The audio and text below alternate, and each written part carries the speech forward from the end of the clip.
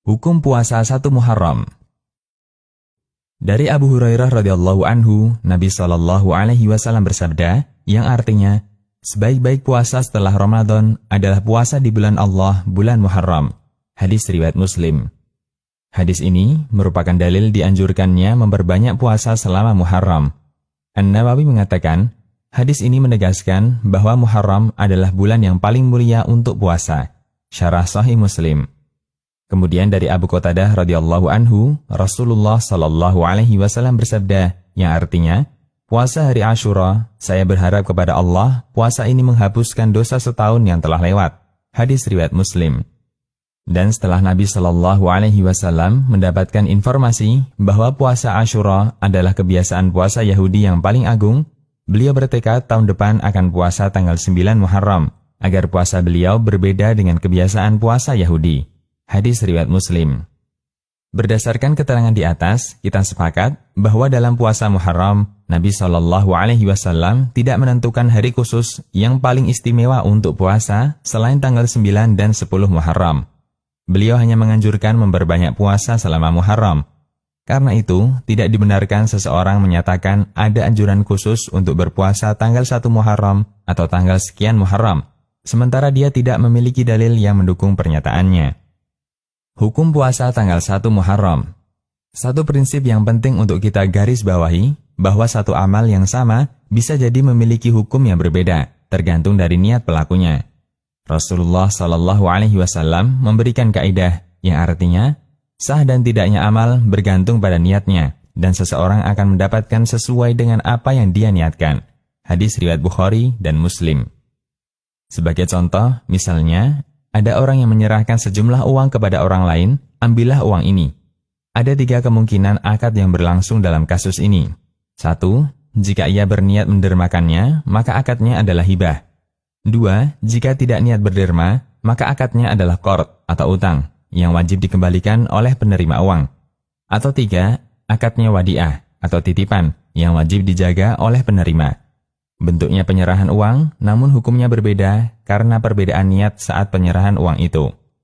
Contoh yang lain, si A melakukan puasa di hari Senin tanggal 9 Dzulhijjah. Ada 3 kemungkinan hukum puasa tersebut. 1. Jika si A meniatkan puasa untuk qadha Ramadan yang menjadi tanggungannya, maka statusnya puasa wajib. 2. Jika si A meniatkan puasa sunnah hari Senin. Atau 3. Si A berniat puasa Arafah. Puasa yang dikerjakan sama, namun status dan nilai puasa itu berbeda tergantung niat orang yang melaksanakannya. Orang yang melakukan puasa tanggal 1 Muharram ada 2 kemungkinan niat yang dia miliki. Pertama, dia berpuasa tanggal 1 Muharram karena motivasi hadis yang menganjurkan memperbanyak puasa di bulan Muharram. Ini termasuk puasa yang bagus sesuai sunnah Nabi SAW sebagaimana penjelasan di atas. Kedua, dia berpuasa tanggal 1 Muharram karena tahun baru, atau mengawali tahun baru dengan puasa, atau karena keyakinan adanya fadilah khusus untuk puasa awal tahun, dan seterusnya. Dr. Muhammad Ali Farkus, salah satu ulama Aljazair, menegaskan, perlu diperhatikan bahwa selama bulan Muharram dianjurkan memperbanyak puasa.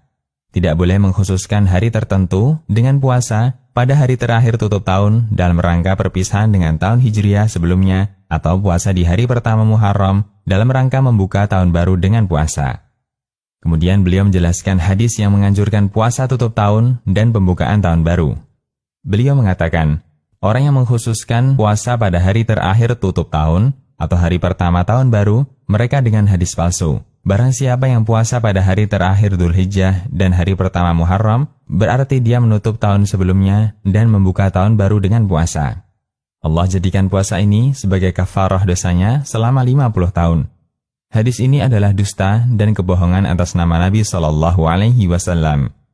Dalam hadis ini terdapat perawi bernama Ahmad bin Abdullah Al-Harawi dan Wahab bin Wahab.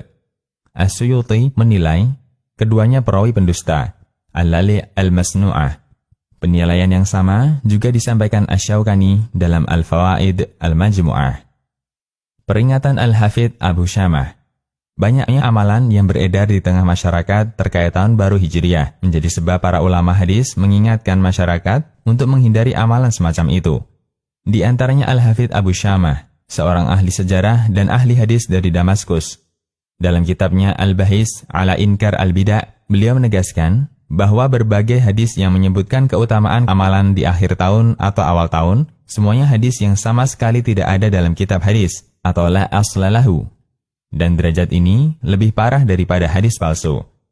Beliau mengatakan, tidak ada riwayat apapun yang menyebutkan keutamaan malam pertama Muharram.